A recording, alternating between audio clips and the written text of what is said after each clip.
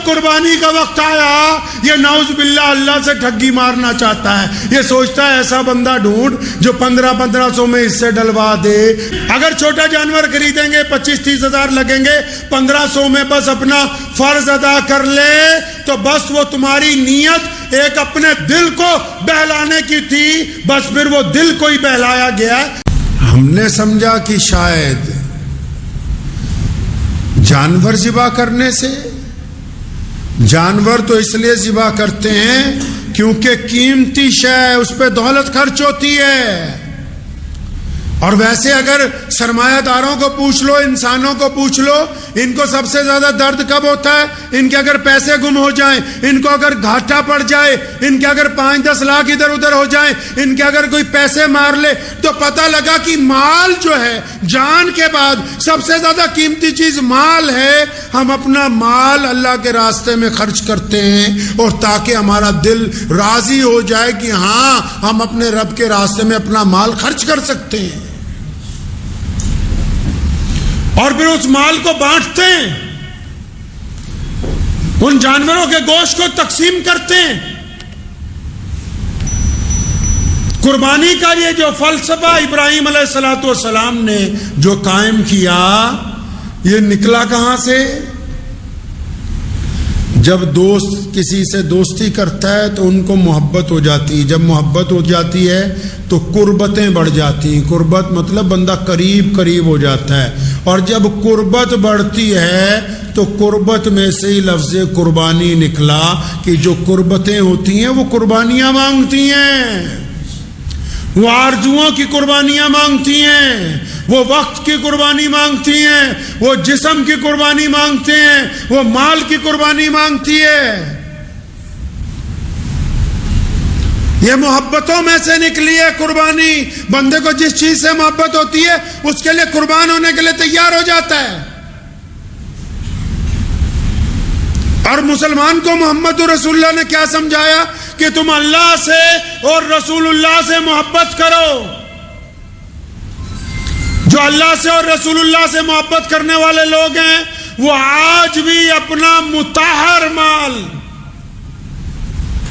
اللہ کے راستے میں قربان کرتے ہیں. کئی نئے فلاسفر آ گئے, انہوں نے کہا کیا ضرورت ہے ہر سال کروڑوں اربوں روپے کی قربانیاں کرنے کی, تو ان کو کیا ضرورت ہے بہترین کپڑے پہننے کی, ان کو کیا ضرورت ہے بہترین گاڑیوں میں ہوائی جہاز میں سفر کرنے کی. پتہ یہ لگا کہ اگر محبت کا رشتہ استوار کیا جائے گا تو اس کے لیے اپنی قیمتی چیزیں قربان کرنی پڑے گی. اور یہ قیمتی چیزوں کی قربانی اس بات کی علامت ہے کہ ہم اپنے نفس کو قربان کرنے کے لیے تیار ہیں. اب نفس کو قربان کرنے کی جب بات آئی تو کیا نفس کی قربانی میں یہ نہیں ہے کہ جب کوئی ہمیں گناہ کی دعوت دے تو ہم اس گناہ کو چھوڑ دیں؟ کیا یہ نہیں ہے کوئی رشوت کا مال لے کے آئے تو ہم اس مال کو لینے سے انکار کر دیں؟ کیا یہ نہیں ہے کہ کسی کی بیٹی سے زنا کا موقع ملے تو ہم اپنے آپ کو پیچھے ہٹائیں؟ کیا یہ نہیں ہے کہ ٹھگی مارنے کا آسان موقع ہو اور ہم اپنے آپ کو ٹھگی سے بچا لیں؟ کیا یہ نہیں ہے کہ بے ایمانی کے پیسے آسانی سے آتے ہوں اور ہم ان پیسوں کو لینے سے انکار کر دیں؟ کیا یہ نہیں ہے کہ ہم اپنے جسم کے اوپر اپنے جسم پر اتنی تکلیف کو لازم بنائیں کہ ہم نے رات کے اندھیرے میں اٹھ کے اپنے رب کے لیے سجدہ کرنا ہے, ہم نے صبح اٹھ کے اپنے رب کے حضور مسجد تک جانا ہے, ہم نے اپنے ماں باپ کے پاؤں دبانے, ہم نے کسی غریب کی تیمارداری کرنی ہے, ہم نے کسی مظلوم کی مدد کرنی ہے, ہم نے ظالم کو اس کے ظلم کا جواب دینا ہے. اگر یہ تمام باتیں ہمارے مزاج میں نہیں آتی تو پھر ہم صرف جانور قربان کر رہے ہیں. جانور قربان کرنے سے ہماری نیت جو ہے وہ قربان ہونے والی نہیں ہے.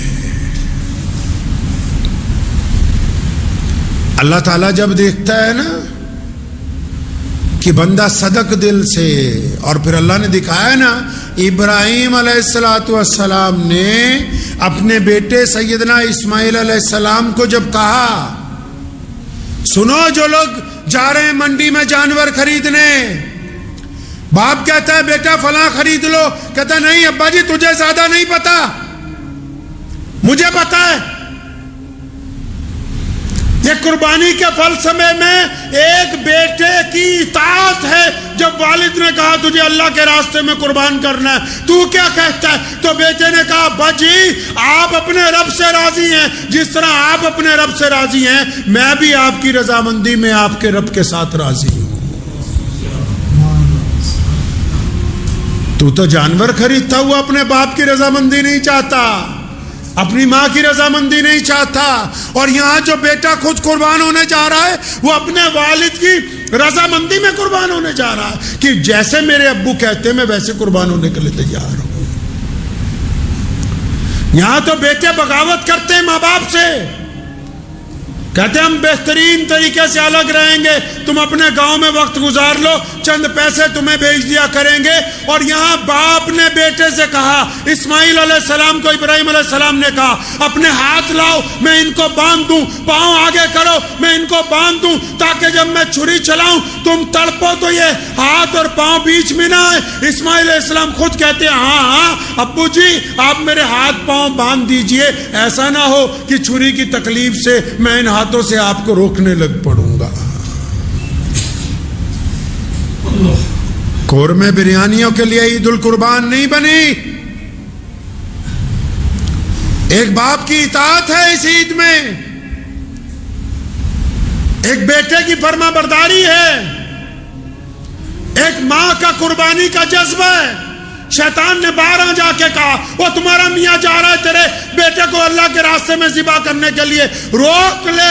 بار بار شیطان کو بھگایا، فرمایا بھاگ جا، ہم تو اپنے رب کی رضا کے اندر راضی ہیں. آج ایسے بیٹے کہاں سے لاؤ گے جو کہتے ہیں ہم باپ کی رضامندی میں راضی؟ ایسی مائیں کہاں سے لاؤ جو کہتے ہیں کہ ہمارے بیٹے قربان ہو جائیں؟ آج تو مائیں کہتی ہیں بیٹا اگر نماز نہیں پڑھی تو کوئی بات نہیں، سو جا آرام کر پھر کل کو پڑھ لینا. کس نے کہا کہ صرف گوشت کھانے کی عید ہے؟ وہ کون سا فلسفہ ہے؟ یہ جو میدان بدر میں مسلمان نکلے تھے یہ جذبہ تو سیدنا ابراہیم علیہ السلام نے اس وقت عطا کر دیا کہ آؤ دیکھو اپنی سب سے قیمتی چیز اللہ کے راستے میں ذبح کرنے لگا ہوں. تو پتہ یہ لگا کہ سب سے قیمتی کیا چیز ہے؟ اپنی جان ہے، پھر کیا ہے؟ اپنا مال ہے، پھر کیا ہے؟ اپنی اولاد ہے، پھر کیا ہے؟ اپنا گھر بار ہے. ابراہیم علیہ السلام نے ایسی روایت ڈالی تو رسول اللہ صلی اللہ علیہ وسلم نے پھر دکھایا میدان بدر میں اپنے صحابہ کی جانیں. رسول اللہ صلی اللہ علیہ وسلم خود بھی میدان جہاد میں زخمی ہوئے، صحابہ کرام رضی اللہ تعالی اجمعین نے شہادتیں دی، بچے یتیم ہو گئے، گھر اجڑ گئے، لیکن اپنے رب کو راضی کیا اور اس دین کو پوری دنیا کے اندر پہنچایا. یہ اس قربانی کا فلسفہ ہے، یہ قورمے بریانی کی بات نہیں ہے مسلمانوں. یہ کہا کس نے کہ عید الاضحیٰ کو بقرہ عید کہہ دو؟ کس بدبخت نے یہ کہا؟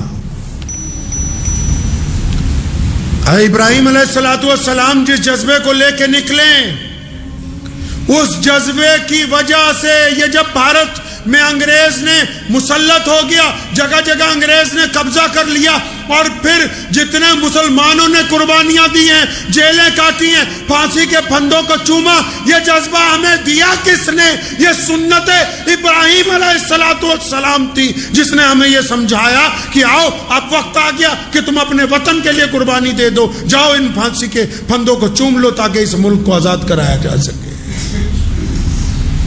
آپ نے کیا سمجھا کہ صرف عید کا دن جانور ذبح کرنے کا عید دن ہے؟ جانور تو اس لیے ذبح کرتے ہیں کہ ہمارے قیمتی مال میں سے وہ چیز ہے. اور اللہ تبارک و تعالیٰ نے پھر کیا کیا؟ جب اسماعیل علیہ السلام کے گلے پر دیکھو، جب کوئی سچی نیت سے قربانی کرنے جاتا ہے تو بنتا کیا ہے؟ ابراہیم علیہ السلام نے بالکل اپنی خالص نیت سے جب چھری پھیری، اللہ تبارک و تعالیٰ کا حکم آ گیا، جبرائیل علیہ السلام کو بھیج دیا کہ اسماعیل کی گردن ہٹا کے علیہ السلام کی ایک دمبے کی گردن آگے پیش کر دی جائے اور بتا دو میرے دوست کو کہ ہم نے تمہاری قربانی کو قبول کر لیا ہے. اب جو لوگ قربانی قبول کروانا چاہتے ہیں ان کی نیت کیا ہے؟ پہلے نیت تو اچھی ہونی چاہیے نا جی، نیت ہونی چاہیے کہ نہیں ہونی چاہیے؟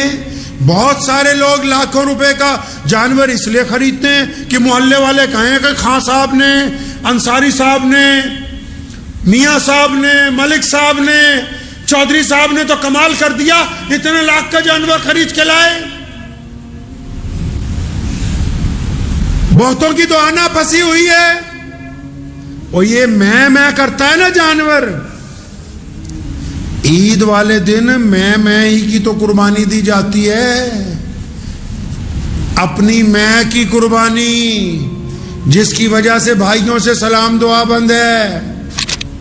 قربانی کے جانوروں سے بات آئی، چلتے چلتے آپ سے ایک حیرت انگیز گفتگو آج کرتا جاؤں۔ گزشتہ کئی ہفتے سے ہم لوگ بہت سارے دوست اس کوشش میں لگے ہوئے تھے کہ عید الاضحیٰ جب آتی ہے تو قربانیوں کا جو سلسلہ، اور آج کل تو کیونکہ سوشل میڈیا ہو گیا ہے تو واٹس ایپ پہ بھی اشتہار آ جاتے ہیں، اور اب تو ماشاءاللہ قربانی کروانے والے گھر گھر پھر رہے ہیں۔ ایک دور تھا کہ خود کرنی پڑتی تھی، اب تو قربانی کروانے والے بندے گھر گھر پھر رہے ہیں، حصہ ڈال لو، حصہ ڈال لو۔ حصوں کا قصہ بھی سن لو۔ یہ حصوں کا قصہ کیا ہے بھائی؟ ایک بڑے جانور میں 7 حصے پڑ سکتے، تو ہمارے ہاں کچھ لوگوں نے حصوں کا قصہ بنا ڈالا۔ اب آپ سوچیں گے کہ کون سا حصوں کا قصہ ہے؟ اشتہار آ رہے ہیں، 250 روپے کا حصہ لے لو، 550 کا حصہ لے لو، 750 کا حصہ لے لو، 1000 روپے کا حصہ لے لو، 1200 کا حصہ لے لو، 1500 کا حصہ لے لو۔ اکثر جب یہ حصوں کی بات ہوتی تو ذہن اس طرف جاتا ہے کہ اتنے کم پیسوں میں اب جانور ملنے لگے ہیں کہ بس 1500 کا حصہ پڑ جائے گا۔ اب اگر تحقیق کی جائے، پتہ کیا جائے بھی آخر اتنی غربت ہے ملک میں، اگر بہت دور کے صوبوں کو بھی پکڑ لیں اتنی غربت ہے کہ 1500 روپے میں بھی قربانی ہو جائے گی، پتہ لگا وہ آن لائن ہی ہو رہی ہے۔ وہ جو قربانیاں کروا رہے ہو آن لائن ہی ہو رہی ہے۔ وہ جو فیس بک پہ، واٹس ایپ پہ بکرا بڑا اور جانور بنا آتا ہے، بس وہ آن لائن ہی، مطلب رسید کٹوا دو، آن لائن ہی قربانی ہو جائے گی۔ اور میں نے یہ سوچا کہ اتنا بڑا فراڈ چل رہا ہے، گنتی کے چند بڑے اداروں کو چھوڑ کے، گنتی کے چند لوگوں کو چھوڑ کے جو مخلص ہیں، ان کے علاوہ ڈاکہ ڈال دیا قربانی کے اوپر لوگوں نے بھی کہ بھائی حصہ ڈال لو، حصہ ڈال لو۔ کتنے کا حصہ؟ بھائی 1000 روپے کا حصہ ہے، 500 کا حصہ ہے۔ میں کہا چلو بھائی اس کے گھر میں حصہ پڑ رہا ہے جس کو تم دے رہے ہو، کم از کم اس کو، یہ تمہیں تو قربان کر ہی رہا نا ماشاءاللہ۔ ایسا کون سا صوبہ ہے بتاؤ تو صحیح، ایسی کون سی جگہ ہے بھائی جہاں 1000 روپے میں قربانی ہو جاتی ہوگی کوئی؟ اتنے بچے ہو، سنو محمد رسول اللہ نے کیا کہا، او کما قال النبی صلی اللہ علیہ وسلم، فرمایا انما الاعمال بالنیات، عمل کا دار و مدار نیت پر ہے۔ یہ باہر کے ملک میں بیٹھا ہوا بندہ اور یہ اپنے آپ کو NRI کہنے والا یا دوسرے صوبوں میں رہنے والا، اس کو اللہ نے دولت دے دی، اللہ نے اس کو عزت دے دی، اللہ نے اس کو پیسے دے دیے۔ اب جب قربانی کا وقت آیا، یہ نعوذ باللہ اللہ سے ٹھگی مارنا چاہتا ہے۔ یہ سوچتا ہے ایسا بندہ ڈھونڈ جو 1500 میں اس سے ڈلوا دے تے ٹھگا نو گاں ٹھاگی ٹکرنے ساتھ نہیں ٹکرنے ہیں۔ قرآن نے کہا ہے نا کہ نیکوں کے لیے نیک، بدوں کے لیے بد۔ اب جو اللہ کو دھوکہ دینا چاہتے ہو، بہترین مال ہونے کے باوجود یہ سمجھتے ہو کہ نہیں اگر چھوٹا جانور خریدیں گے 25-30 ہزار لگیں گے، 1500 میں بس اپنا فرض ادا کر لے، تو بس وہ تمہاری نیت ایک اپنے دل کو بہلانے کی تھی، بس پھر وہ دل کو ہی بہلایا گیا، کیونکہ اللہ آپ کی نیت کو جانتا ہے، کیونکہ 1000-1500 میں کوئی فرض ادا ہونے والے ہے نہیں ہے۔ افضل قربانی وہ ہے جو اپنے سامنے کی جائے، اپنے ہاتھ سے کی جائے، اپنے اہل و عیال کے سامنے کی جائے، اور بذات خود اس کا گوشت مستحق لوگوں میں، غریب لوگوں میں، ضرورت مند لوگوں میں اس کو تقسیم کیا جائے. یہ جو اب ہم نے دل کو بہلانے کو غالب یہ خیال اچھا ہے، یہ جو اب ہم نے شروع کیا ہے نا کام کہ نہیں جی بس بہت دور حصہ بھیج دو، اب وہ قربانی ہو ہی رہی ہے یا نہیں ہو رہی، میں کسی پر الزام نہیں لگا رہا. کوئی دیندار آدمی، کوئی دیانتدار آدمی، کوئی باشرع آدمی بے ایمان نہیں ہو سکتا. لیکن یاد رکھو مسلمانوں، کچھ بے ایمانوں نے داڑھی رکھ لی ہے اس لیے ہم سمجھتے ہیں کہ یہ دیندار بندہ ہے، لیکن کچھ ٹھگوں نے پہناوا پہن لیا ہے لوگوں کے ساتھ بے ایمانی کرنے کا. اب عید قرباں کے اوپر بھی بڑے پیمانے پر ہر سال یہ ٹھگی ہو رہی ہے. اگر آپ اپنی آنکھیں نہیں کھولو گے، خود نعوذ باللہ اسلام کو، شریعت کو، اپنے رب کو دھوکہ دینے کی کوشش کرو گے کہ نہیں جی ہم نے تو بڑا جانور اس لیے لے لیا، بہت دور یہاں کہاں پیسے خرچ تھے، تو بس پھر جیسی نیت تھی ویسی قربانی ہو گئی ہے. دعا کیجیے اللہ تعالی ہم لوگوں کو صحیح معنی میں قربانی کی توفیق عطا فرمائے. وآخر دعوانا ان الحمد للہ رب العالمین.